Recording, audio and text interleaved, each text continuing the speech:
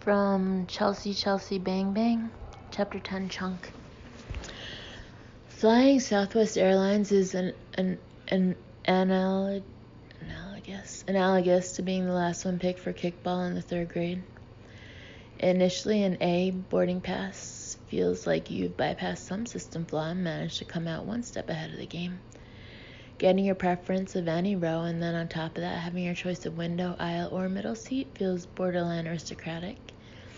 When that A boarding pass comes flying out of the ticket kiosk into your palm, the whole airport experience shifts from Dora the Explorer to Princess Grace of Monaco. That sensation quickly turns around once several B passengers walk by and look at you like they'd rather catch herpes from back-to-back elephant sex than share a row with you. The excitement of picking the middle seat in the hopes that none of the passengers will bother to sit right next to you soon diminishes into fear and shame that no one even wants to sit next to you. Traveler after traveler rejects you, causing any spike in self-esteem from nabbing an A ticket to plummet into LaToya Jackson territory. Fuck off, I wanted to tell the leathery, turban-headed anorexic who saw a more appealing seatmate farther down the plane. Fuck you and the camel you rode in on. I generally don't start farting until the plane's in the air, so the rejection definitely was not ass-related. I was being tossed aside like a piece of styrofoam before anyone had even bothered to inquire about my hobbies and or predilection for prescription pills. I vowed never to fly Southwest again, but Sarah was having her bachelorette weekend in San Francisco, and her maid of honor booked us all on the only airline that had managed to find pilots and a crew who also happened to be hilarious stand-up comedians. Normally, I would book my own flight for such affairs, but I didn't want to rock the boat for 2 reasons. A, this was Sarah's second engagement, so I wanted things to go off without a hitch. And B, I was physically frightened of her maid of honor, Tanya. Tanya is a friend from Sarah's childhood, and even though I've met her several times over the years, she still seems somewhat shy until she polishes off 3 to 7 Guinness stouts and then forces you to arm wrestle her. Although I take pride in working out on a semi-regular basis, I do not consider myself capable of winning any sort of wrestling match with a boy, a girl, or any sort of Pacific Islander descendant.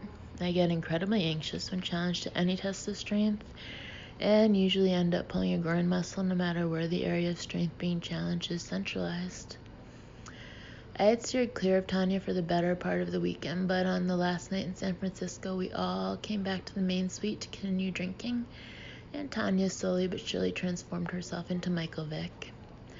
2 of the girls had passed out on the floor, and I knew that being trapped in a hotel room with a dwindling crowd was going to minimize my ability to outmaneuver her. I was doing everything in my wheelhouse to avoid a one-on-one altercation. I averted eye contact when she tackled an innocent lamp that had said and done nothing to her. When I saw an 8-hour-old chicken finger fly through the living room into the bedroom and heard it split in 2, I looked yonder. When gummy bears were being hauled in the direction of my head, with one in particular landing inside my ear, I intercepted further missiles with my hand, deftly masking my movement by cupping my ear and pretending to hear knocking on the door. I did not want to give in to the bully and let her know I found her teasing considerably disappointing. I did, however, step in when she called room service requesting an omelet with 3 black men inside. I grabbed the phone out of her hand and told the person on the other end of the phone, "Black beans, an omelet with black beans, please." I hung up the phone, unplugged it from the wall, and hid it in my suitcase. "Gosh, Chelsea," Sarah said, trying to light a cigarette with the remote control, "you've really turned into a killjoy." "Did you really just hide the phone?" Tanya asked me as I stood with my hands on my hips. I knew by their reactions that certain measures were going to be dealt as a warning to me and my body. One by one, the remaining 6 of us were forced to arm wrestle again and again. It wasn't Tanya's strength that I found intimidating. It was the starry, retarded way her eyes focused on me, like Mike Tyson getting ready to feed. I didn't even try to put up a fight the first few times, but the celebratory high-fiving and hooting, combined with half a gummy bear's torso still stuck to my eardrum, were reason to grow delirious. "Fine, you fucker, let's go," I yelled, getting into position on the floor while my friend Shannon video recorded what would inevitably turn into a violent episode of The L Word. I hoped I could turn my anger and humiliation into a sort of rabies strength, but was reminded time and again who was in charge. Losing in conjunction with the stadium cheering wasn't the worst part. After she beat each of us, she would leapfrog onto the back of our heads, crushing our faces into the carpeting, and then spank us. It was beyond embarrassing. The next morning was pretty painful for everyone, and our ride to the airport was quiet. Once we boarded the plane, however, a surge of energy overtook the girls, and the conversation quickly turned to Sarah's honeymoon on safari, and whether she was planning on letting her fiancé fertilize her first egg in the African bush. All the rest of us went through our timelines for children, and inevitably, even though I had put on my eye shades and was trying to avoid participating in any conversation, I was the last one left to harass. I don't want kids, I said without taking off my eye shades. That's why I take the morning after pill every morning, whether I've had sex the night before or not. I also take calcium to keep my bones strong, and Ted and I take Ensure just to stay active. I didn't have the energy or interest in a real conversation and was secretly hoping that Tanya wouldn't order a Bloody Mary when the sky waitress approached. Has anyone here tried Beniva? I asked the group. You should so have a baby, Tanya advised me. Of course she should, Sarah agreed. She acts like she hates kids, but it's not true. Just look at how she was last night, like a camp counselor, hiding the phone from us. You're going to change your mind, Chelsea. You'll probably end up with more kids than any of us. Just wait. I would rather sit next to a transgender person and discuss why every single one I've met smells like a bar in the daytime than listen to people tell me why I want to have children and that I just don't know it yet. I do know, because I'm me and my feelings are the ones in my head. I don't want to have kids, and it's not a device to get attention or have conversations about it. I simply find children incredibly immature and, more often than not, dumb. Oh my gosh, Tanya wailed. Look at this poor dog. She handed me her BlackBerry so I could look at the picture of the canine. He's redlined. They're going to kill him on Monday in San Diego unless you rescue him. I pushed up my eye shades to see who she was talking to and realized it was me. He's so sweet. He's beautiful, she persisted. Then you get him, I said. I just rescued Lucifer 3 months ago, and he's really skittish still. I have 4, and my husband says we're at our limit. What about Sarah? I asked. I live in an apartment, Sarah replied, opening a magazine to signal that this wasn't a conversation she was interested in pursuing. Then, for good measure, she snickered and added, Chelsea, you've been trying to rescue a dog for months. I didn't have the energy to turn around and punch Sarah in the caslopus. I wanted Tanya to stop talking. I wanted to stop hearing about kids and dogs and even Beyonce if she were to come up. I was weak from the wrestling and from the detox cleanse that Ivory, Sarah, Tanya, and I decided to start that morning. The 3 of us had committed to do it together in anticipation of Sarah's wedding, and were excited at the prospect of losing 10 to 47 pounds in 6 days. I had already ordered the thermal tracksuit to assist in shedding any additional bloat. Like every other time I've tried to deprive myself of food, my head was slowly spinning and a wave of nausea was throwing my equilibrium off course. I looked at the picture, looked at the tarmac that hadn't started moving yet, and felt feverish. I wondered how long it would take me to get my hands on some Excedrin once the plane landed, and then I wondered how cavemen dealt with hangovers without access to Excedrin. I looked at Tanya, who was staring me down from the seat next to me, and thought that she would have made a good caveman. If getting a dog was what it was going to take to end the conversation so I could sleep, then that's what it was going to take. Fine, I'll have Eva pick him up tomorrow. Who's Eva? Tanya demanded. My assistant. You can't have your assistant pick him up, Chelsea. You need to bond with him, she advised me, gripping my wrist very aggressively. I pulled my hand away with a buoy confidence. We were in public, and she was less likely to harm me with so many witnesses. I was fed up with Tanya and wanted her off my jock. I hate to break it to you, but I have a job that requires me to actually be there during the day. I once saw a special on rescuing dogs, and the interview process is more complicated than the one for buying a cleft-palated Vietnamese adolescent. I don't really have time to head to the LA pound for a cool 4.5 hours during my lunch break. I said I get the dog, okay. Can we just press on to something else? Like when you're going to confront the fact that you're most likely a lesbian who wants to work as a night guard at a women's detention center. Sarah shot me a look and I changed my tune quickly.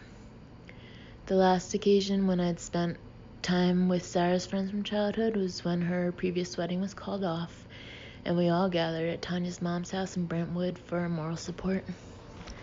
For reasons still unknown to me, I took the breakup harder than anyone else, including Sarah. After 3 days of me sleeping over at Sarah's apartment with the two of us in her bed and me waking up each morning in tears, Sarah basically told me she needed a break. I think we need some time apart, she informed me while I was folding her laundry one afternoon and watching Another World. I've been dumped, I have a wedding to cancel, and I need you to accept it and move on. You need to get your life going in the right direction. It's not healthy for me to be sitting around here every day watching daytime television while you're in a house dress. I was bringing her down. I felt so blindsided by the breakup that I didn't know if I would ever be able to date again. After that, it took a while for any of her friends to accept the fact that I wasn't deranged, and I didn't want to cause any more rumblings now. I wanted them to know that I was normal and healthy and could take on responsibilities without shitting my pants. I'll get the dog myself, I told Tanya, I promise. I did intend to get the dog, but I had zero intention of actually picking it up from the pound, largely because the words Los Angeles came before the word pound, and the words Los Angeles at the beginning of any establishment's name imply to me large, smelly, disorganized rooms filled with large, smelly, disorganized people. My last experience with a circus tent of that caliber was with the LA County Women's Prison, LA Free Clinic, LA Animal Shelter, LAPD. You name it, they all sound appalling. Los Angeles came to have the same negative connotation as the word adult before something. Adult braces, adult diapers, adult acne, all incredibly discouraging. The day after we returned from the bachelorette weekend, I woke up hallucinating in a pool of my own detoxification sweat. 24 hours of not eating any real food and chugging 3 38-ounce concoctions of something brown had taken their toll on my pituitary gland. By 8 a.m., I had vomited 3 times and made the executive decision that my body had too many toxins to release. Ted looked at me with my head inside the toilet and gently reminded me that starting a cleanse after a weekend of drinking wasn't the smartest life choice for me or my vessel. I was trying to do it in solidarity with Sarah for the wedding, I whimpered, with one hand on the side of the cold toilet and the other hand making a chignon out of the hair I was trying to keep from falling in. Cleanses are stupid, honey, he said, shaking his head. Can I get you some ginger ale or water or oatmeal? Yes, Ted, oatmeal sounds fabulous right now. Do we have enough for 3 bowls? Instead, I stopped by Del Taco on my way into work. I ordered a breakfast burrito, and when the drive-thru attendant asked if I wanted hash browns or french fries, I yelled, "Both, bitch!" Then I took a picture of the drive-thru window on my camera phone and emailed it to Ivory and Sarah with a heading attached that read, "Breakfast." I didn't email Tanya for obvious reasons. Eva confirmed that she received my email about the dog, but wanted to verify that I was serious about getting it before she headed to the pound. What if he's a bad dog or something's really wrong with him when I get there? She asked me. Do you want me to just make a judgment call or should I bring him back no matter what? Yeah, I guess. I don't know. Whatever you think. Okay, got it, she told me. Let me just finish alphabetizing your makeup and I'll try to get back to the office before lunch. And what about Ted? Does he know about this? Yes, I lied. Eva and Ted were in cahoots, and if you wanted to keep something from one of them, it was best to lie to both. I was sitting in my partner Tom's office getting ready to tape the show when Eva walked in with the dog. Here he is, she said, panting. They said at the pound they think he's half Chow, half German Shepherd, and he's a really good dog. He knows how to sit and give a paw, and his paperwork says his name is Guinness, but his tag says Princess Leia. Is he a cross-dresser? I asked her. She frowned. I don't know, but he really is good. I kind of can't believe it. Normally, Eva can't be trusted for a real opinion because she refuses to say anything negative. Not my favorite quality in a person. But from what I could deduce, she seemed to be right about the dog. He was wagging his tail and gently sniffing my caslopus. I stood up in order for the dog to get a hold of himself and assess the situation. He looked like the dog I grew up with, Whitefoot.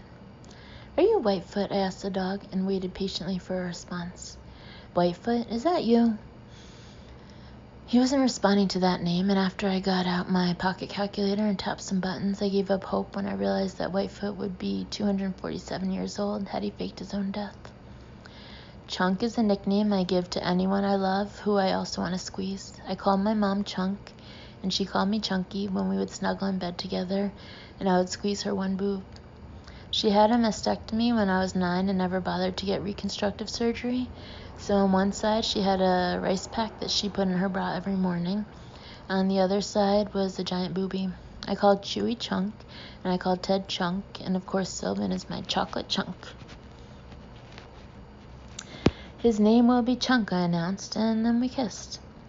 After that, he followed me everywhere I went. I had to go downstairs to do the show, and when I came back up 30 minutes later, he was standing in the same exact position right outside the elevator. When I went into the bathroom, he followed me in there, and when I closed the stall door for some adult privacy, he slid his body underneath the door and sat directly in front of me while I peed. We had a connection, and most important, Chunk didn't talk or bark. When he did open his mouth to say something, I said in a very authoritative voice, "No talking," and he shut it again. After work that day, he hopped right into my car and he sat in the back seat with his nose on my console. I lowered the window so he could feel the moist marina wind blow through his snout. "You will eventually need goggles," I informed him.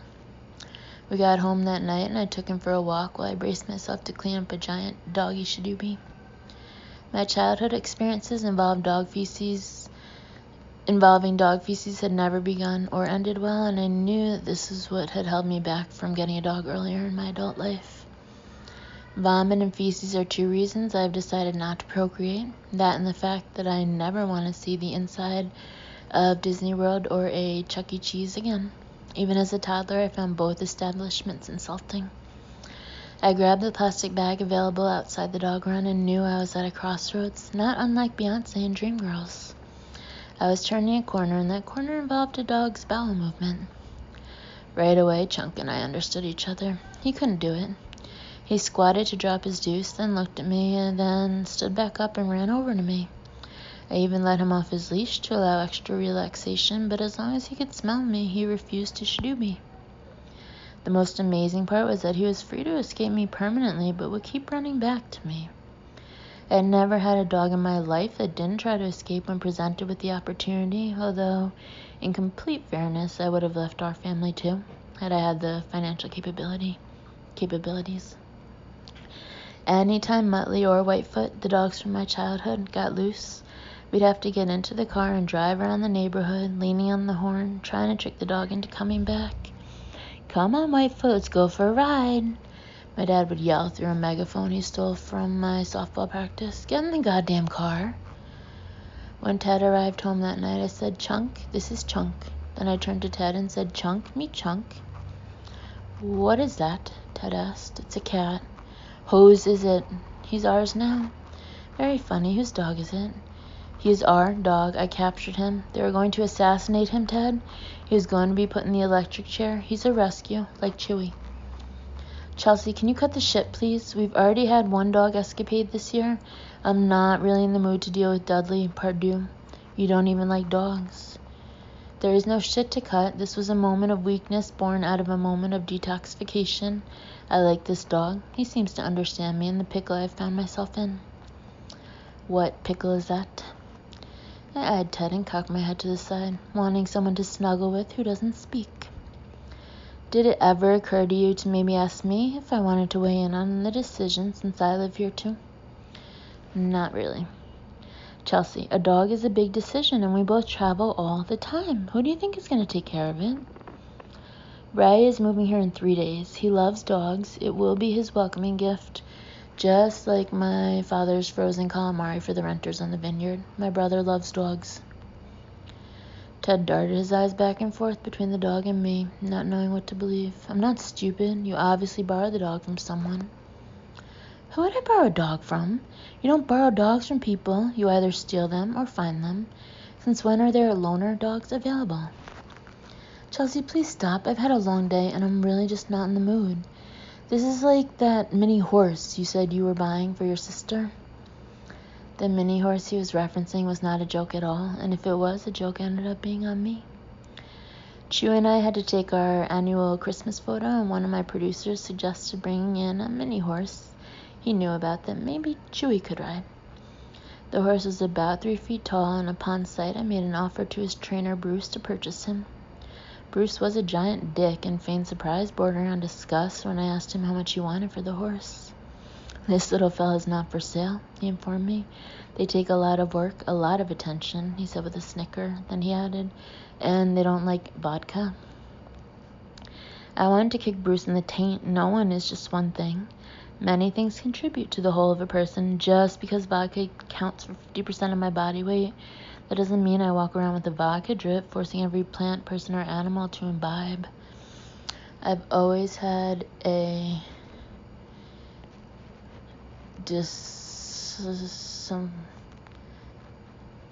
I can't read. My screen is on this. Something for animal trainers, and this guy cemented my theory that people who chaperone animals for a living have never had a girl sit on their face. I went upstairs after my little incident with the Bruce photo and Googled mini horse. There turned out to be several websites and several mini horses available for purchase, and I didn't need some animal trainer to approve the purchase. I learned that, just as with dwarfs, there was some sort of chromosomal deficiency that made these horses so small. I felt an instant connection to these miniature horses because of my work with Chewy, and I needed to have full access to one as soon as possible. After more research, I discovered that it is legal to have a mini horse as a house pet as long as you have a backyard that meets certain measurements. Not only did my sister Sloane's yard meet the requirements, but she also had a little girl named Charlie, along with a newborn named Russell, whose head Charlie liked to squeeze on a semi-regular basis. This would be the perfect outlet for her to take her frustration out on, allowing Sloane some more time to figure out why all her babies were born with flat heads. I called Sloane and gave her the news. Charlie can ride it all day long, and the only thing you have to do is get a fence in your backyard. She went online to check out the horse and was ecstatic. Oh my gosh, they're so adorable. Why don't you get one? Because, Sloane, I live in a building. I have no yard. They need to be ridden. But what about Buddy? Buddy was my sister's cat who had been missing for 2 years. Sloane, Buddy is gone, and he's not coming back. He could be halfway to Arkansas by now. Well, he'd be way past Arkansas by now. You don't know that. You don't know what that cat's dreams were. He could have settled in the Midwest. What do you have against Middle America, Sloane? First of all, he's on the vineyard because that's where we lost him, so unless he took the ferry boat across the mainland, he's on the island. Mike and I are going to look again this summer. Well, good luck with that plan. In the meantime, I see a mini horse in your future. Sloane and Mike losing their cat was as predictable in my view as Donnie and Marie Osmond making love. They took the cat from a friend who was divorcing and moving into an apartment building that didn't allow animals. I liked the cat because he was significantly overweight and orange, my favorite color for cats, but it was still a cat and basically might as well have been an iguana. Charlie terrorized the poor thing, always pulling on its tail and chasing it. The cat's new life sucked. I knew it. Sloane knew it. Even my father knew it. That cat's gonna head for the hills the minute he sees an opportunity. Don't take that cat to the vineyard if you want to keep him. The very instant he sees the view from our house, he's gonna want to live at the beach. The fact that cats hate water and the beach and could therefore give two shits about an ocean view escaped him. Another example of my father believing that anyone who set foot on his land would most surely want to take up full-time residence there. What if Buddy does come back, though, and the horse eats him? Sloane asked me. Horses do not eat cats. Coyotes eat cats, and snakes eat cats. Snakes eat people, too. But we're losing focus. We're not getting you a snake. I'll get you the horse. We'll get a big fence to encompass your yard, and I think they just eat grass and hay, right? You'll have to clean up his dumps, which according to my research shouldn't be that massive, but that sounds like a job for Mike. We agreed I would move forward with the purchase of the mini horse and have it sent to New Jersey. It was impossible to choose one because they were all so amazing, but I finally selected a little brown nugget horse whose name was Simon. I was hoping to come across one named Bruce, but there was no such luck. I called everyone I knew to tell them about the website. Ted, of course, thought the whole thing was a dumb idea. They're going to get sick of that horse in a week, and Charlie will poke it in the eye. The horse will be miserable, and so will Sloan.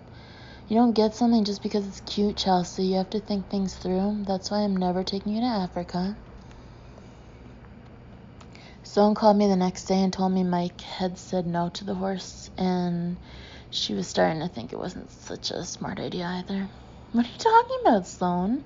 This horse is going to improve the quality of life. Charlie will be busy every day riding him like a little cowgirl.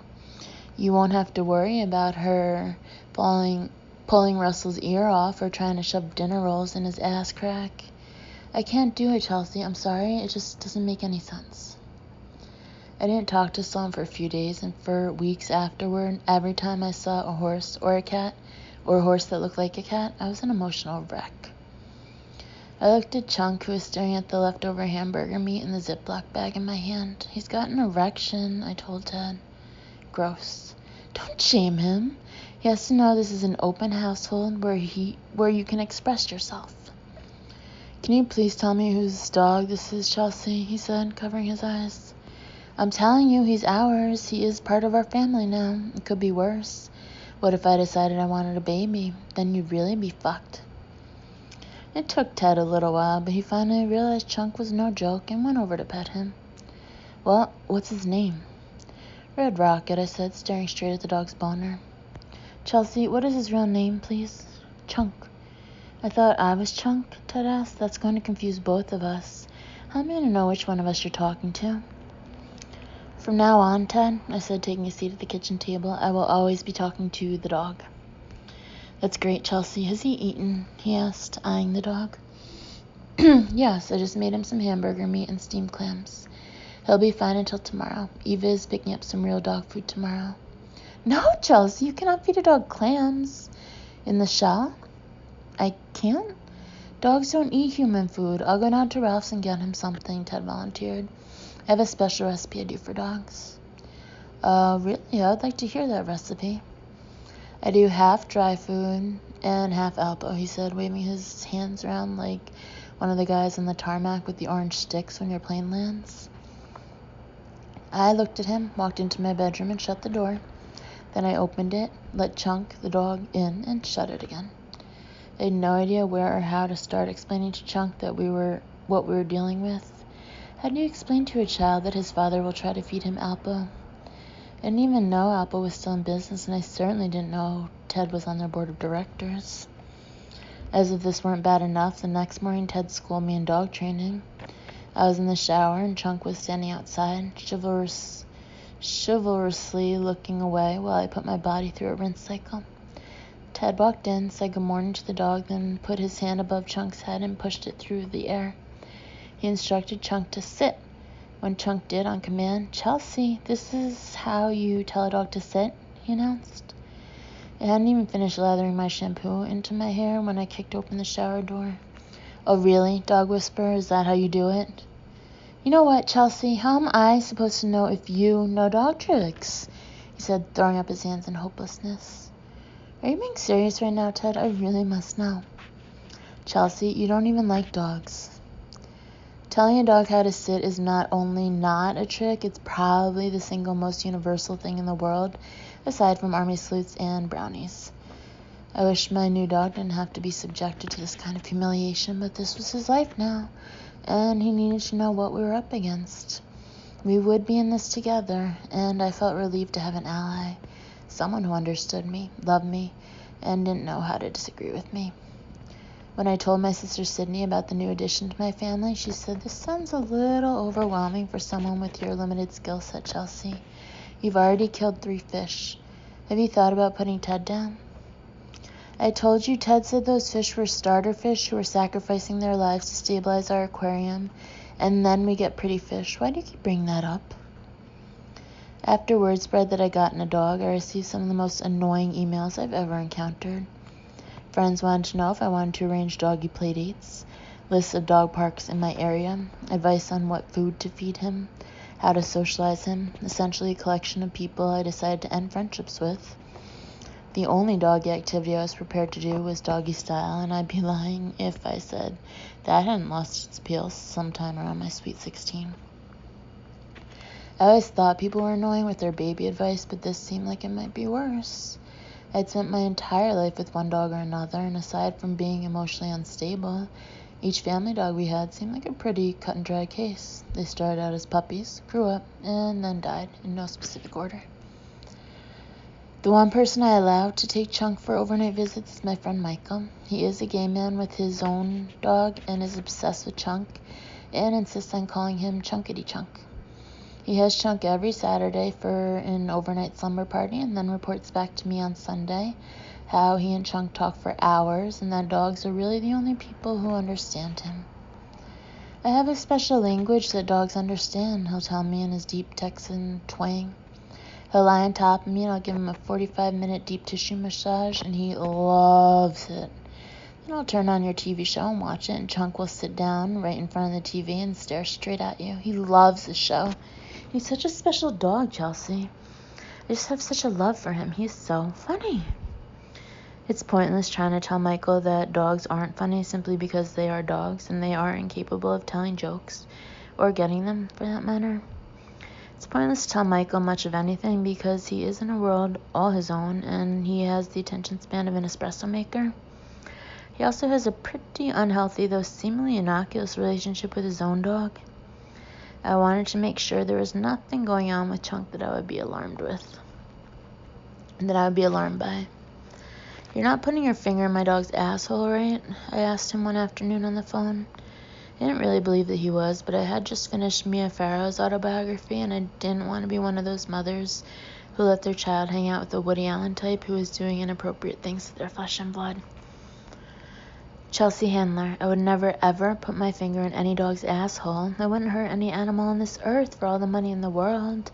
I love dogs and I love Chunk, and I think you know that I would never hurt a fly.